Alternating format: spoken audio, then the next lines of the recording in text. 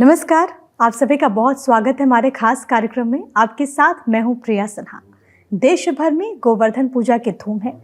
आज के दिन का क्या महत्व है, कैसे करें गोवर्धन की पूजा, आज हम यही जानने की कोशिश करेंगे। और इसके लिए इस वक्त हमारे साथ मौजूद हैं एस्ट्रो गुरु चौधरी मृगेंद्र। बहुत स्वागत आपका। धन्यवाद।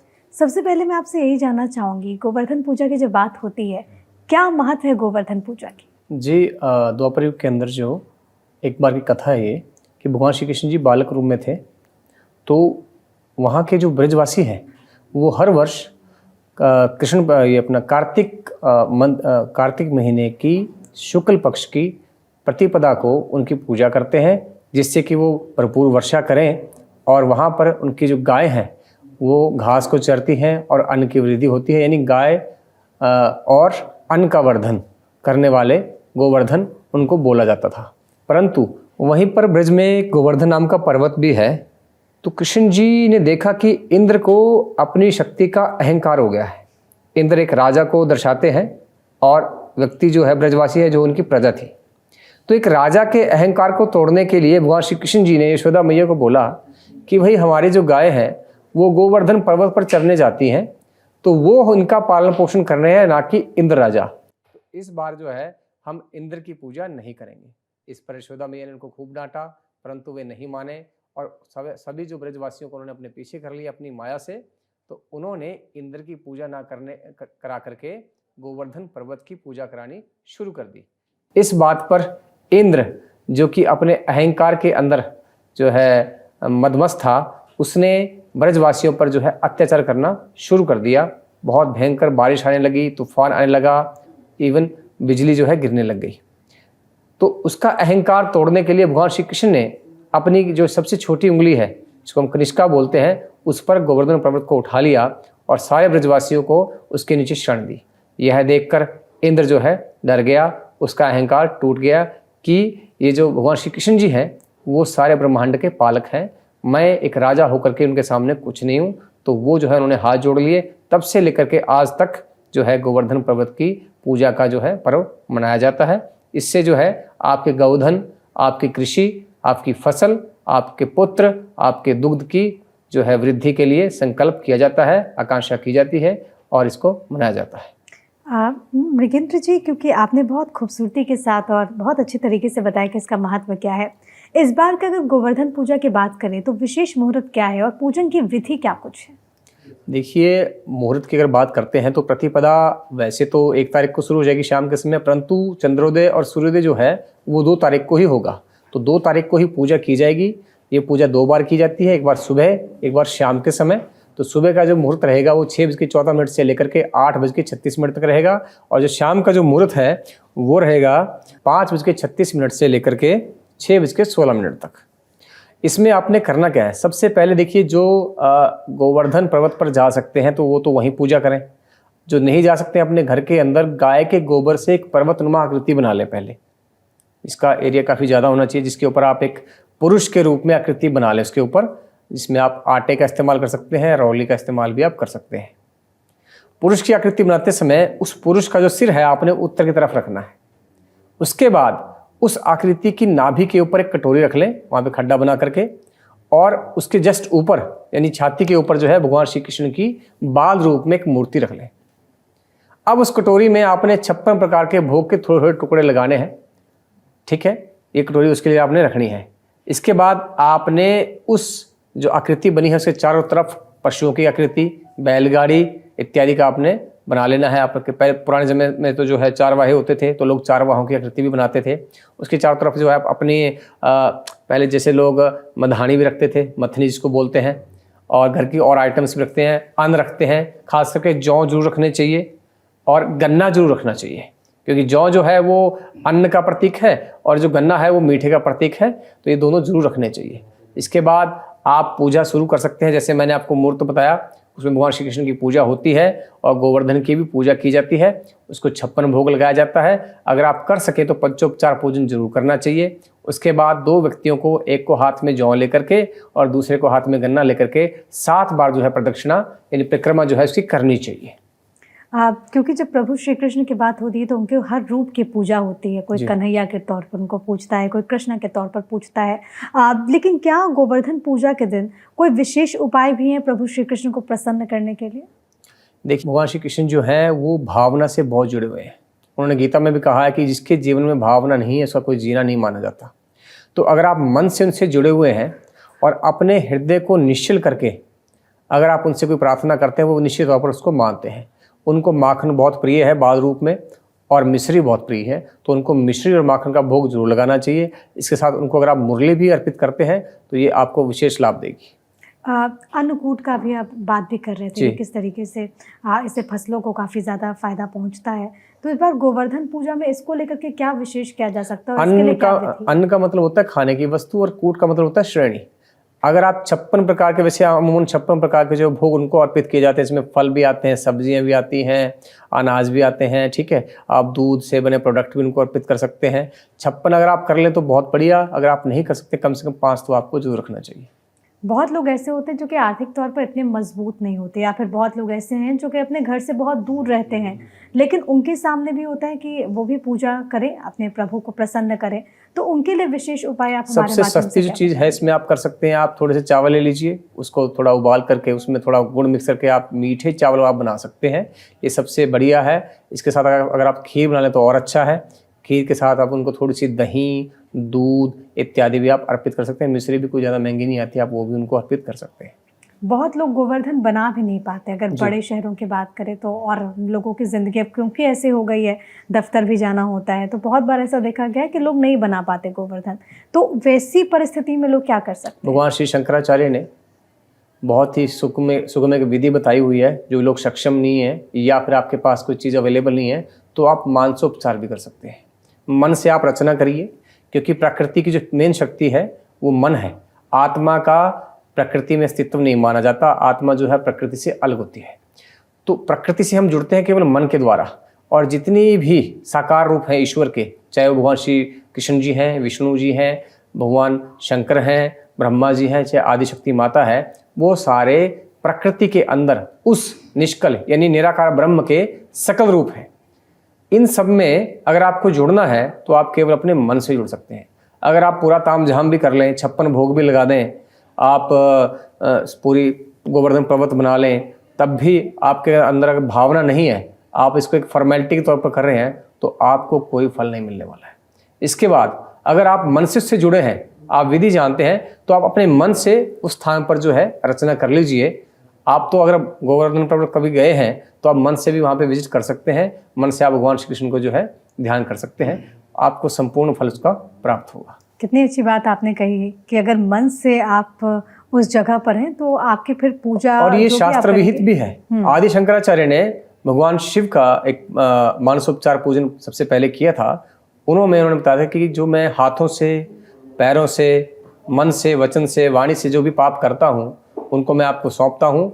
हे करुणाब्धे, आप मेरे ऊपर दया कीजिए। तो मानसोपचार की जो विधि है वो शास्त्र विहित है, शास्त्रों के द्वारा बताई गई है। ये कपोल कल्पित नहीं है, और विशेष परिस्थितियों में ये की भी जाती है। मैं आपसे ये भी समझना चाहूंगी, क्योंकि कई बार ऐसा होता है कि मंत्रों के जाप के जरिए प्रभु को प्रसन्न कर देते हैं। तो क्या कोई ऐसा मंत्र भी है जिसके जरिए हम प्रभु की आराधना कर सकते हैं? देखिए, भगवान श्री कृष्ण जी का जो बीज मंत्र है वो क्लीम है।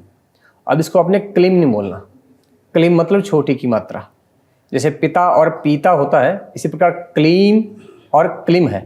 तो क्लीम ल के ऊपर जोर देना है, क्लीम कृष्णाय नमः, ये उनका बीज मंत्र है। अगर आप इसका 1008 जप कर लेते हैं, उसके बाद थोड़ी सी मिश्री और मक्खन उनको अगर आप अर्पित करते हैं, अगर भाई जैसे भी हमारी बात हुई अवेलेबल नहीं है, तो आप मन में मक्खन का ध्यान कीजिए कि अब मैं मक्खन खिला रहा हूँ अपने भगवान श्री कृष्ण जी को, और मैं मिश्री उनको खिला रहा हूँ। अगर आप ऐसे करते हैं तो निश्चित तौर पर जो है भगवान प्रसन्न होंगे आपके ऊपर। दान पुण्य का क्या कोई महत्व है इसमें? बिल्कुल, दान पुण्य का महत्व हमेशा से ही रहा है और रहेगा भी।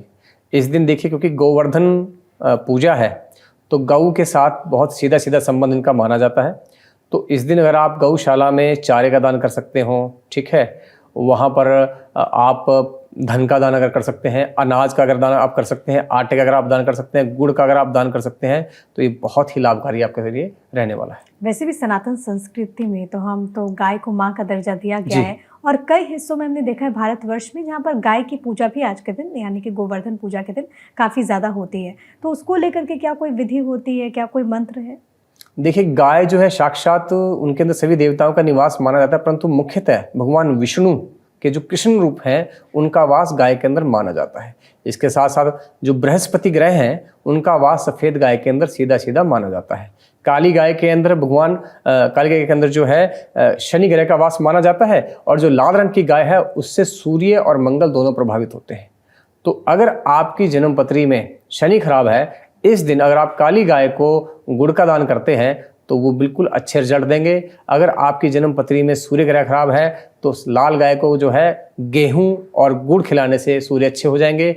अगर आपकी जन्म पत्री में बृहस्पति खराब है तो सफ़ेद गाय को आप बेसन के लड्डू अगर खिलाते हैं, खास करके 9 या 12, तो भी बृहस्पति आपके अच्छे रिजल्ट आपको देने लग जाएगा। इसके साथ साथ भगवान श्री कृष्ण की पूजा करने और गौ माता का जो है अगर आप उनको कुछ खिलाते हैं तो उससे विशेष फल आपको मिलेगा। क्योंकि आप ज्योतिष शास्त्र से जुड़े हुए हैं तो एक प्रश्न जरूर होना चाहिए कि अलग अलग राशियों के जो जातक हैं वो क्या विशेष उपाय कर सकते हैं? देखिए, राशि चाहे कोई भी हो, परंतु जैसे मैंने आपको अभी बताया है कि बृहस्पति का सीधा संबंध गाय से है। अगर आपका बृहस्पति खराब है तो आप गाय को बेसन का कोई प्रोडक्ट दीजिए, चाहे आपकी कोई भी राशि है। बृहस्पति अगर आपके नीच के हैं, वक्री हैं, 6, 8, 12 में बैठे हुए हैं, शत्रु राशि में बैठे हुए हैं, तो बहुत जो है उनका जो कुप्रभाव है वो खत्म हो जाएगा और उनके अच्छे प्रभाव आएंगे। अगर आपकी जन्म पत्री में सेकंड हाउस में शुक्र है, मान लीजिए आपके सिंह लगन है, सेकंड हाउस में शुक्र बैठे हैं, या कोई और जिसका लगन है जिसमें सेकंड हाउस में शुक्र बैठे हैं, जो शत्रु राशि में बैठे हुए हैं या नीच के हैं, तो अगर आप थोड़ा सा पानी लें, उसमें 2 किलो आलू डाल करके हल्दी डाल के इसको उबाल दें। उसके बाद उसका पेस्ट बना करके अगर आप सफ़ेद गाय को खिलाएंगे तो शुक्र आपका पॉजिटिव हो जाएगा। इसके साथ साथ अगर आपका बुध खराब है तो आप जो है सफ़ेद गाय को 300 ग्राम साबुत मूंग उबाल लीजिए, उसके बाद उसका पेस्ट कर लीजिए, और 3 किलो हरा चारा या 3 क्विंटल, वो आप पे डिपेंड, यानी 3 का जो है उसमें अंक रहना चाहिए। अगर आप देते हैं तो आपका बुध अच्छा हो जाएगा। पंडित जी, क्योंकि गोवर्धन पूजा की अपनी मान्यता है, हम देखते आए हैं कि पहले से ही राजा महाराजा हों वो भी इस तरीके से भगवान को प्रसन्न करने के लिए पूजा अर्चना करते रहते हैं। लेकिन वक्त के साथ जब समय बदला, आज बहुत सारी चीज़ें आ गई हैं। ऐसे में सुख शांति के लिए, समृद्धि के लिए अपने जीवन में कोई राजनेता है, कोई अगर युवा है, तो वो गोवर्धन पूजा के दिन क्या कर सकते हैं? देखिए, गोवर्धन का सीधा सा मतलब है, पुराने समय में जब राजा लड़ाई करते थे आपस में, जैसे विराट का युद्ध है तो भीष्म पितामह जो है और सारे ये अर्जुन, ये भीष्म पितामह, कर्ण, द्रोणाचार्य जो है विराट के राजा की जो गोधन को लेने गए थे कि इनका युद्ध करके हरा करके हम गोधन ले आएंगे। गो को ही धन माना जाता था। आज के समय में तो देखिए बैंक का हो गया सिस्टम, आपके लिक्विडिटी बहुत ज़्यादा है, ठीक है, ट्रेडिंग हो गई, स्टॉक एक्सचेंज है, ये सब बहुत चीज़ें आ गई हैं, डेमोक्रेटिक गवर्नमेंट आ गया है, तो धन की परिभाषा बदल गई है। उस समय गो धन मेन धन था। आज के समय में धन की काफ़ी जो वैरायटीज़ हैं, पर एक बात आप जान लीजिए कि धन की देवी लक्ष्मी पहले भी थी और आज भी है, वो आज भी रहेंगी। तो अगर आप कृष्ण जी को प्रसन्न कर लेते हो तो धन तो आएगा ही सीधे सीधे। जहाँ कृष्ण जी हैं वहाँ लक्ष्मी पीछे पीछे अपने आप आ जाती है, क्योंकि कृष्ण का मतलब क्या है? कृष्ण का सीधा सीधा संबंध है धर्म से, और धर्म का मतलब है या धारते सा धर्मस्ति, जो धारण किया जाना चाहिए। किसी पर्टिकुलर सिचुएशन के अंदर आपको क्या करना चाहिए, चाहे आप लॉजिकली सोच लें, चाहे आप उसमें रूल देखें, कोई भी, वो धर्म होता है। आज के समय में अगर हम देखें, संविधान एक धर्म के रूप में काम कर रहा है हमारे देश को चलाने के लिए, तो कृष्ण भगवान धर्म का रूप है। जब जब भी समाज के अंदर जो ऐसे प्रिंसिपल हैं जो शाश्वत है, जैसे सत्य शाश्वत है, अहिंसा शाश्वत है, न्याय शाश्वत है, ठीक है, अचोरी यानी चोरी ना करना भी शाश्वत है, चाहे आप अमेरिका में रहते हो, चाहे आप यहाँ रहते हो, चाहे आप कहीं भी हो।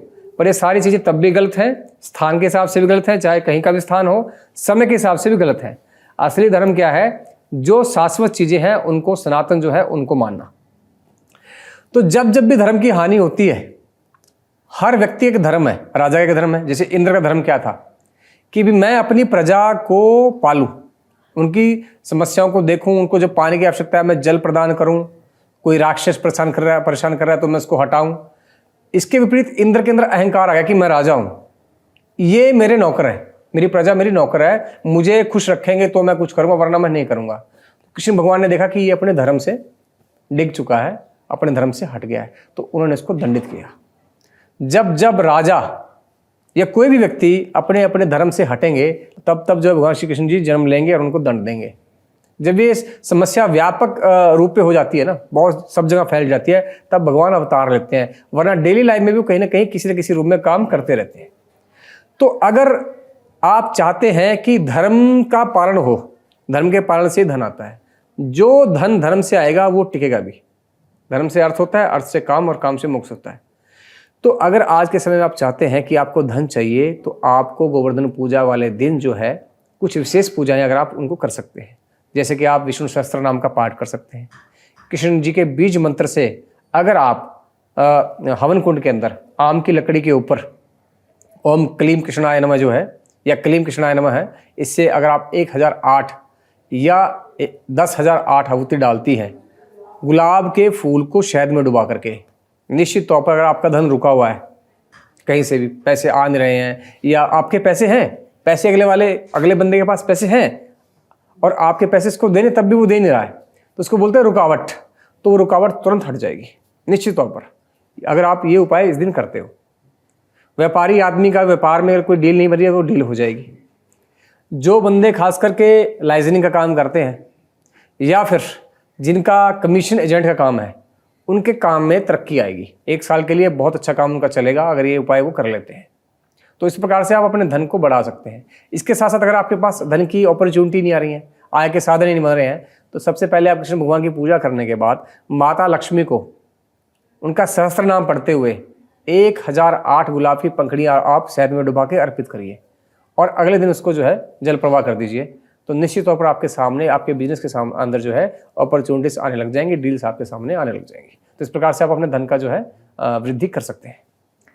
2 और सवाल मैं आपसे पूछना चाहूँगी। एक तो ये कि जो युवा हैं वो शिक्षा के लिए अगर मान लीजिए करियर में उन्हें नौकरी उस तरीके से नहीं मिल पा रही है, तो वो क्या विशेष करें?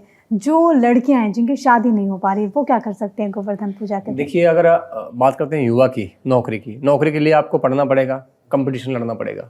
तो कंपटीशन के 2 ग्रह हैं, ज्ञान के ग्रह बृहस्पति हैं और जो आपकी प्लानिंग है एंड एग्जीक्यूशन है और आपका कम्पिटिटिव नेचर है, उसको जो है उसमें सफलता दिलाते हैं मंगल। जितना मंगल स्ट्रांग होगा उतना आदमी रिस्क टेकर होता है, कम्पिटिटिव होता है। तो आप दोनों के उपाय करिए। विष्णु सहस्त्र नाम का पाठ करिए, इसके साथ आप बृहस्पति के बीज मंत्र ओम ग्राम ग्रीम ग्रौम सह गुरुवे नमः, इसका 1008 आप पाठ कर सकते हैं। तो इससे आपके ज्ञान की वृद्धि होगी, आपका जो बृहस्पति नेगेटिव है वो पॉजिटिव हो जाएगा। उस समय आप जो है हल्दी की जो है 3 गांठें रख लें सामने, टुकड़े काट के, और विष्णु सहस्त्र नाम का पाठ करने के बाद वो भगवान विष्णु को आप अर्पित कर दें। तो आपकी बुद्धि सही डायरेक्शन में काम करने लग जाएगी। मंगल को ठीक करने के लिए आप हनुमान की पूजा साथ में करें। हनुमान जी का जो सहस्त्र नाम है उसका पाठ करने के बाद ओम हम हनुमते नमः, इसका 1008 जप करने के बाद हनुमान जी को चोला चढ़ा दीजिए, थोड़ा सा सिंदूर और थोड़ा शहद जो है इनको भोग लगाने के बाद बूंदी जो है 1 किलो आप बांट दीजिए लोगों के अंदर।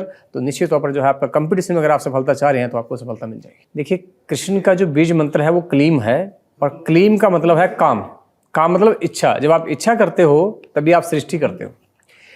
तो अगर आपकी इच्छा शक्ति प्रबल है तो आपका विवाह भी हो जाएगा। और कृष्ण के जो पुत्र हैं वो कामदेव के अवतार हैं। जब भगवान शंकर को काम मोहित करने के लिए कामदेव ने बाण चलाया था तो उन्होंने अपने तीसरे नेत्र से उसको भस्मीभूत कर दिया था। तब कामदेव ने प्रद्युम्न के रूप में जो है अवतार लिया था, जो कि कृष्ण जी के पुत्र हैं। और कृष्ण जी ने काम की शक्ति द्वारा ही जो है सारे संसार को मोहित किया है, चाहे वो गोपियां रही हैं, चाहे वो शत्रु रहे हैं, चाहे वो अर्जुन है। तो इस इच्छा शक्ति से उन्होंने सबको मोहित कर रखा था। तो अगर आप उस दिन कृष्ण भगवान के बीज मंत्र का जप करने के बाद क्लीम, इस बीज मंत्र का 1 लाख जप कर लें, अगले आने वाले कुछ दिनों में आप 10 दिन में कर लें, 15 दिन में कर लें, तो उसके बाद गुलाब के फूल को डुबो करके 1008 अगर आप आहुति डाल देती हैं तो मन चाहा वर आपके वश में हो जाएगा और आपसे शादी करने के लिए तैयार हो जाएगा। अब आखिरी सवाल आपसे मेरा ये रहेगा, क्योंकि गोवर्धन पूजा के महत्व के बारे में आपने बताया, आपने पौराणिक क्या मान्यता है, क्या कथा है उसके बारे में कहा, क्या संदेश है इसमें छिपा हुआ, और साथ ही साथ मैं आपसे ये भी जानना चाहूँगी कि इस दौरान आप जो भी जातक हैं, जो जहाँ पर भी हैं, उन्हें अगर वो पूजा नहीं भी कर पा रहे हैं, मन में सिर्फ कृष्ण को याद कर ले तो क्या उनकी कामना पूरी हो जाएगी? देखिए, भावना जितनी प्रबल होती है रिजल्ट उतना जल्दी मिलेगा और ज़्यादा मिलेगा। अगर आपकी भावना ही 0 है तो कुछ नहीं होने वाला। अगर मन से जुड़े हैं, मानसोपचार कर रहे हैं, मन से उनको चीज़ें दे रहे हैं, नहीं भी दे रहे हैं, मन से जुड़े हैं, क्योंकि भगवान अगर आप उनको कुछ अर्पित भी करते हैं ना, वो भी उसमें भावना ही देखते हैं वो कि किस भावना से मुझे खिला रहा है।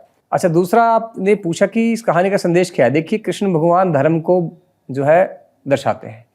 जो व्यक्ति जिस धर्म में बैठा है, चाहे वो राजा के पद पर है, सेनानायक के पद पर है, ठीक है, एक टीचर है, या आप कहें आप एक एंकर ही हैं, चाहे मैं एक धर्म गुरु लगा लीजिए, एस्ट्रोलॉजर हूँ, अगर मैं अपने धर्म से हटूंगा तो मुझे दंडित करेंगे और रास्ता दिखाने के लिए आएंगे ही। इस कहानी को दर्शाता है कि एक राजा इंद्र को उन्होंने दंडित किया और उसको ये दिखाया कि वो जनता का सेवक है, उनके ऊपर जो है तानाशाह वो नहीं बन सकता, उसको धर्म के अंदर रहकर ही अपने जो कर्तव्य का पालन करना पड़ेगा, वरना कृष्ण भगवान फिर आएंगे और दंड देंगे। बहुत बहुत धन्यवाद आपका हमारे साथ जुड़ने के लिए। तो जहाँ धर्म है, जहाँ सत्य है, जहाँ लज्जा है, जहाँ साहस है, वहाँ प्रभु श्री कृष्ण है, और जहाँ प्रभु श्री कृष्ण है वहाँ विजय निश्चित है। इसी के साथ इस खास कार्यक्रम में इतना ही। आप सभी को गोवर्धन पूजा की ढेर सारी शुभकामनाएं। नमस्कार।